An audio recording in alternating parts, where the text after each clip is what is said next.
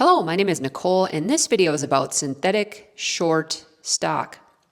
Most traders know how to short stock, but there's another way to achieve the same bearish exposure that many overlook. It uses options to replicate shorting without actually borrowing shares. Today we'll explore synthetic short stock positions, what they are, how they compare to traditional shorting, and why understanding this concept could expand your trading toolkit. A synthetic short stock position is essentially a way to replicate the profit and loss profile of shorting a stock, but instead of borrowing and selling shares, we use options contracts. To create a synthetic short stock position, we sell a call option while simultaneously buying a put option. Both options must have the same strike price and same expiration.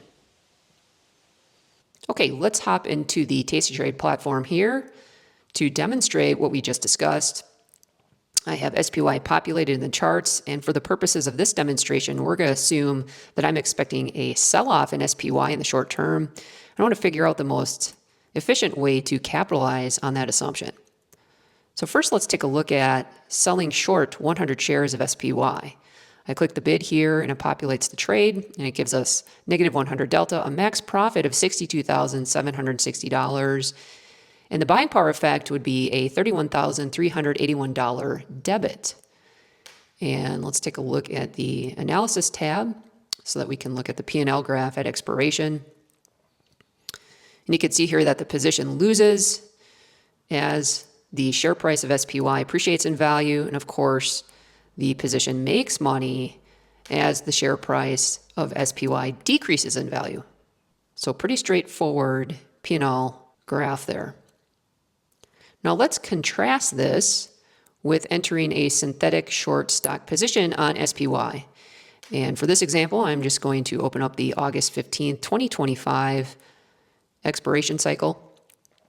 And let's use the at-the-money strike. So I'm going to sell the 630 call while simultaneously buying the 630 strike put. And you can see here that the delta on that position would be just over 100. The max profit is $62,961, and the buying power effect is quite a bit less than selling short 100 shares. It comes in at a $13,248 debit. So quite a bit more capital efficient to put that trade on. And when we look at the P&L risk graph, we'll see that they are nearly identical.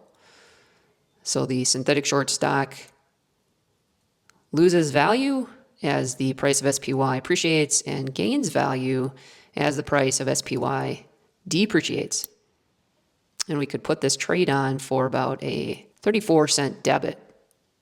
Let's touch on capital requirements. Margin requirements differ based on the stock being traded, primarily due to varying levels of risk associated with different stocks. Factors like a stock's price, volatility, and outstanding shares influence the margin requirements, with more volatile stocks generally requiring higher margin. By adjusting margin requirements based on perceived risk of each stock, brokers can manage their own risk exposure. So let's hop back into the Tastytrade platform to compare different stocks and their varying margin requirements based on strategy. Let's take a look at NVIDIA stock and see how margin requirements might differ for that stock. So first, we're going to populate selling short 100 shares of NVIDIA, and we're going to notice that the buying power effect would be a $8,604 debit. And let's compare that to the synthetic short stock strategy. So I'm just going to open up the September 19th expiry and populate the synthetic short strategy using the at-the-money call and put. And we're going to see that the buying power effect is less, coming in at $6,109.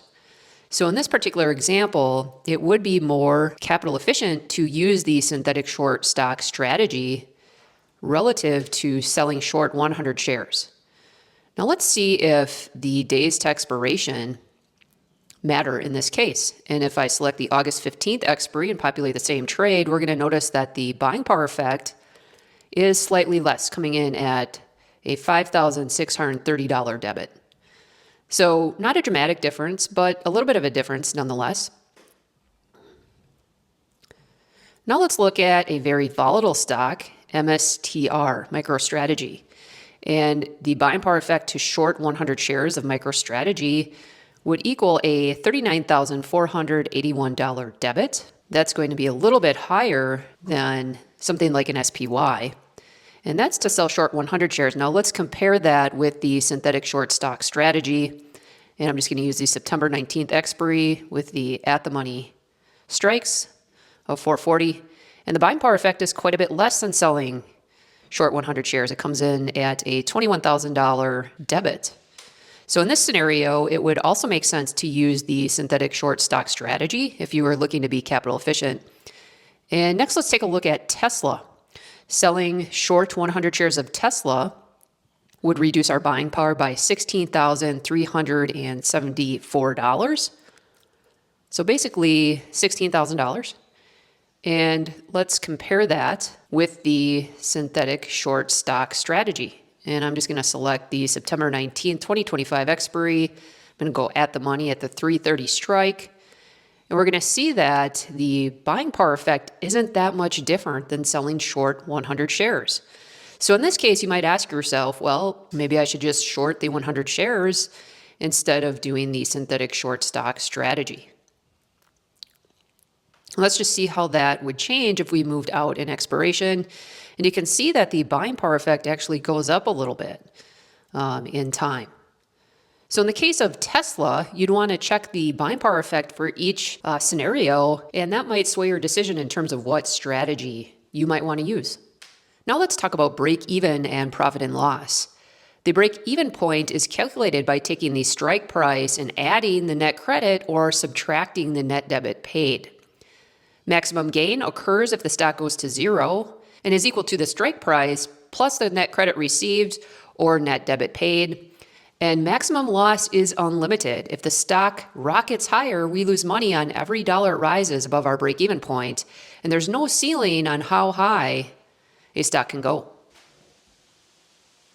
Let's look at the Greeks, which are the risk sensitivities of the synthetic short stock position. First, let's look at delta. Delta measures how much the position's value changes for every $1 move in the underlying stock. The synthetic short stock has a delta of approximately -1, meaning it moves almost exactly like carrying a short position of 100 shares of stock. Next, gamma. Gamma measures how much delta changes as the stock price moves. Gamma roughly cancels out since you're long a put option, which has positive gamma, and short a call option, which has negative gamma. This means your delta stays relatively stable as the stock moves. Now let's talk about theta, or time decay. Theta measures how much value the position loses each day due to time passing. Theta is roughly neutral in this structure because the time decay from the long put is offset by the time decay benefit from the short call. The position doesn't significantly gain or lose value purely from the passage of time. And finally, vega, or volatility. Vega measures how sensitive the position is to changes in implied volatility. Vega is roughly neutral because the put benefits from increased volatility while the short call is hurt by it. So volatility changes have minimal impact on the position. Like any strategy, synthetic short stock has clear advantages and disadvantages. Let's break them down. Advantages: margin efficiency. Using the synthetic short stock structure may require less margin than traditional short selling. Next, it eliminates buying power issues. Traditional short selling requires borrowing shares from someone else, selling them at the current price, then buying them back later to return them to the lender. Your broker must locate available shares, negotiate borrowing fees, and reserve them for your trade. Sometimes this process can take some time and borrowing fees can get expensive. With synthetics, you skip this entire process and enjoy immediate execution since options are created on demand rather than borrowed. Now let's talk about some disadvantages. Assignment risk. The short call can get assigned early, especially before ex-dividend dates. When you're short a call option, the buyer has the right to exercise it at any time before expiration. This typically happens when the call is in the money and the stock is about to pay a dividend. Here's why. If someone owns the call and exercises it the day before the ex-dividend, they'll own the actual shares and receive the dividend payment. This usually happens when there is very little extrinsic value left in the short call option. If this happens to you, you're forced to sell shares at the strike price. If you don't own the shares, you end up with an actual short stock position instead of your synthetic position. This can change your margin requirements unexpectedly. So as you can see, this leads to complexity. So this strategy can be more complex than simply short selling. Next is limited time frame. The position does expire, unlike short stock, which you can hold indefinitely. And finally, slippage and transaction costs.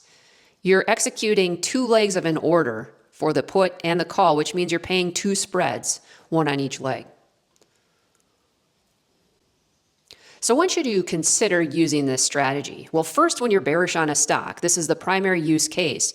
You believe a stock is going to decline in the short term and want to profit from that movement. Next is when you want capital efficiency to express that viewpoint. Oftentimes, synthetic shorts can be more capital efficient than traditional shorting. So when should you avoid using this strategy? Well, first, if you're uncomfortable with unlimited risk. Second, if you want to hold bearish positions over the long term. In this case, you might be better off just shorting the stock. Next would be if you want to short less than 100 shares of the underlying. Since equity options represent 100 shares for each contract, you may want to look at selling the number of shares you want to sell short. And next, in illiquid markets where option spreads are too wide. So here are some final thoughts and key takeaways. Synthetic shorts replicate the exact same risk-reward profile as traditional short selling by combining a short call with a long put at the same strike price and expiration. The two main reasons to use this strategy are first, when you're bearish on a stock and want to profit from a decline, and second, when you want capital efficiency. Critical risk reminder, this strategy does carry the same unlimited risk as traditional short selling. The stock can theoretically rise infinitely and your losses can exceed your initial investment. So if you enter into one of these positions, you need to watch it carefully. Before you trade, make sure you understand assignment risk, especially around ex-dividend dates. Your short call can be exercised early, converting your synthetic position into an actual short stock position. Here's the bottom line. Synthetic shorts are a useful tool for experienced options traders who understand the risks. They solve specific problems in certain market conditions, but they're not a magic solution. They're simply another way to express the same bearish view with potentially better capital efficiency. If this helped expand your understanding of option strategies, hit the like button and subscribe for more educational content on advanced trading concepts. This is part 4 of my 6-part synthetic option series. Hit the bell for part 5 on synthetic short puts. As always, thanks for listening and be awesome.